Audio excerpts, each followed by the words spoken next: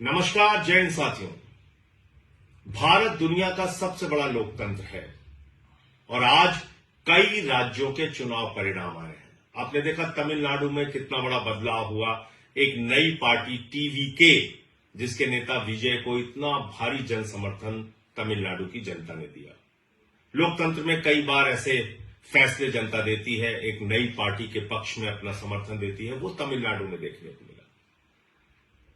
बंगाल में जो कुछ हुआ, आज उसको लेकर टीवी चैनल पे जश्न मनाया जाएगा। गोदी मीडिया बड़ी बड़ी बातें करेगा, तमाम उपलब्धियां गिनाएगा मोदी जी की और अमित शाह जी की और भारतीय जनता पार्टी की नीति की, रणनीति की, बहुत सारी बातें होंगी। लेकिन क्या यह वास्तव में लोकतंत्र की जीत है?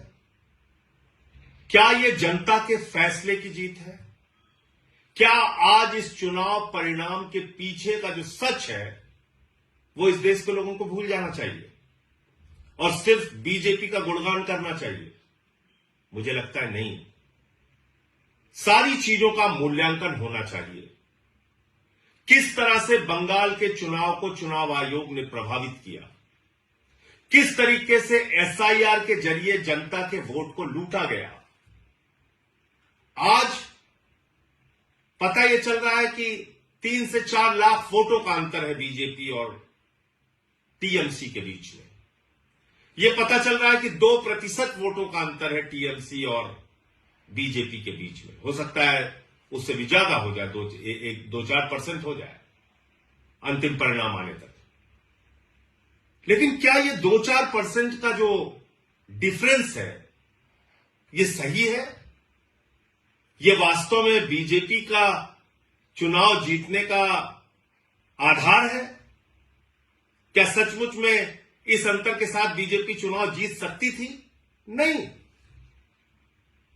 3 से 4 लाख वोट का अंतर है, लेकिन 27 लाख वोट लोगों को डालने नहीं दिए गए। और इस काम में माननीय सर्वोच्च न्यायालय का भी फैसला आने में विलंब हुआ। और सर्वोच्च न्यायालय का फैसला तो सब लोग सुन के हैरान थे कि अगली बार वोट दे देना। अगर आज वो 27 लाख वोट, 27 लाख मतदाता अपना मतदान करने से वंचित नहीं रहे होते, तो क्या आपको बीजेपी की इतनी बड़ी जीत देखने को मिलती? नहीं मिलती। एक अलग तरह का परिणाम आज इस देश के सामने होता।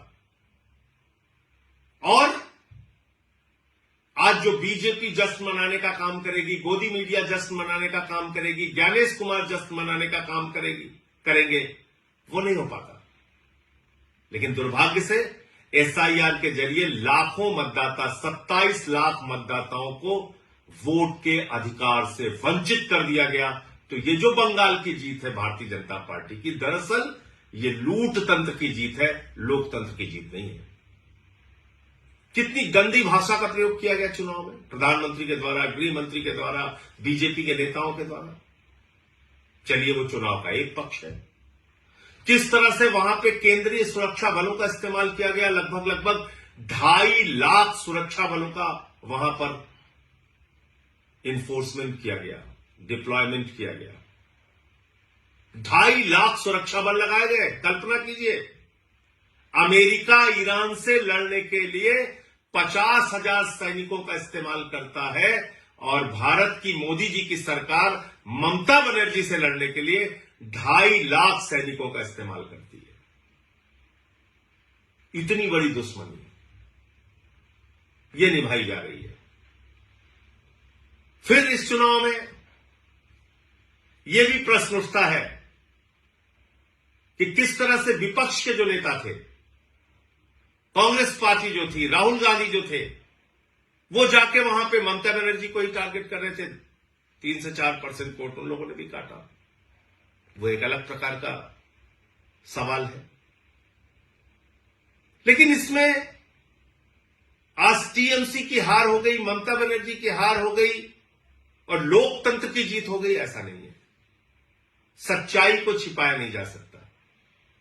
ये एसआईआर के घपले की जीत है, ये ज्ञानेश कुमार के घोटाले की जीत है, ये मोदी अमित शाह के द्वारा केंद्रीय सुरक्षा बलों के बेजा इस्तेमाल की जीत है, ये मोदी अमित शाह के इशारे पर चुनाव आयोग एजेंट बन के बीजेपी का जिस तरह से काम कर रहा था और वहां पर सरकारी अधिकारी चाहे चीफ सेक्रेटरी हो, डीजीपी हो, तमाम जिलों के अधिकारी हो, एसपी हो, डीएम हो, जिस तरह से उनको हटाया गया, ये उसकी जीत है, ये लोकतंत्र की जीत नहीं है।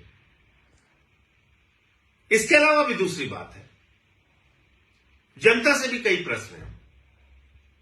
अब जैसे दिल्ली का चुनाव हुआ, दिल्ली के चुनाव में आम आदमी पार्टी ने जो वादे किए पूरा किया, उससे ज्यादा काम करके दिखाया। लेकिन अगर आपको प्रधानमंत्री के 2,500 देने के झूठे वादे पर यकीन था, तो इसमें गलती आम आदमी पार्टी और केजरीवाल की नहीं थी। आज अगर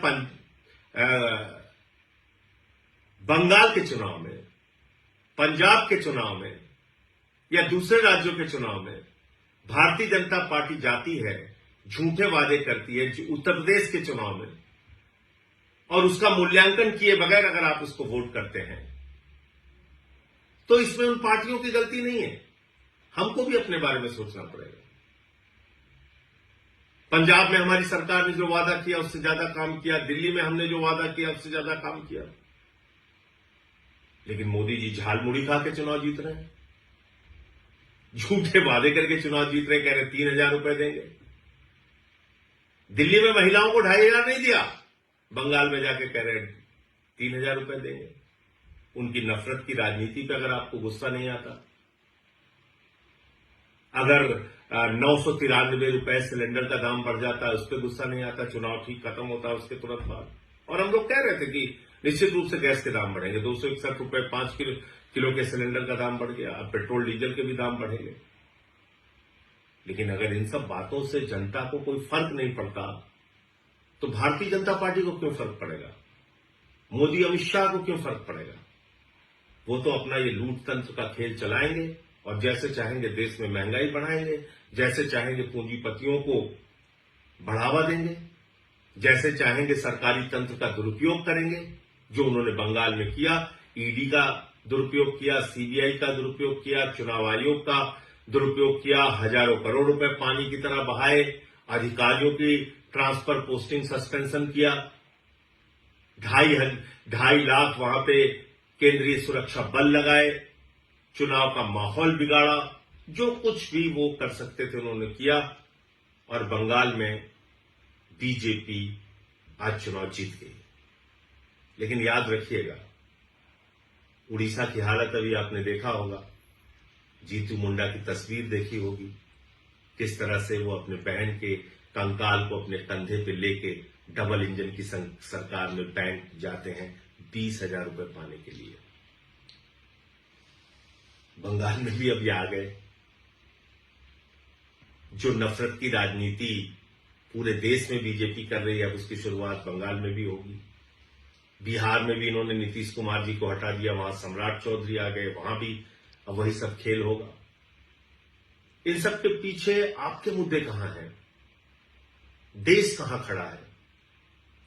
अगर आपको इस बात पे गुस्सा नहीं आता कि ट्रंप भारत के प्रधानमंत्री को हर दिन अपमानित करता है, भारत को अपमानित करता है, भारत को नरक कहता है, लेकिन प्रधानमंत्री कुछ नहीं बोलते, अगर आपको इस बात पे भी गुस्सा नहीं आता कि देश का एक हिस्सा मणिपुर जल रहा है और प्रधानमंत्री खामोश है, पड़ोसी राज्यों से भारत के प्रधानमंत्री के रिश्ते अच्छे नहीं हैं, महंगाई देश में चरम पर है, बेरोजगारी चरम पर है, किसानों की आमदनी दोगुना करने की बात पूरी तरीके से झूठी साबित हुई, काला धन लाने की बात झूठी साबित हुई, और अगर आपको इन सारी बातों पे गुस्सा नहीं आता और राज्य दर राज्य इस तरह से लोकतंत्र को लूट तंत्र में बदलकर चुनाव जीतने का बीजेपी का अभियान जारी रहेगा और हम और आप खामोश बैठे रहेंगे, तो याद रखिएगा, बीजेपी तो अपना रास्ता तय कर रही है, लेकिन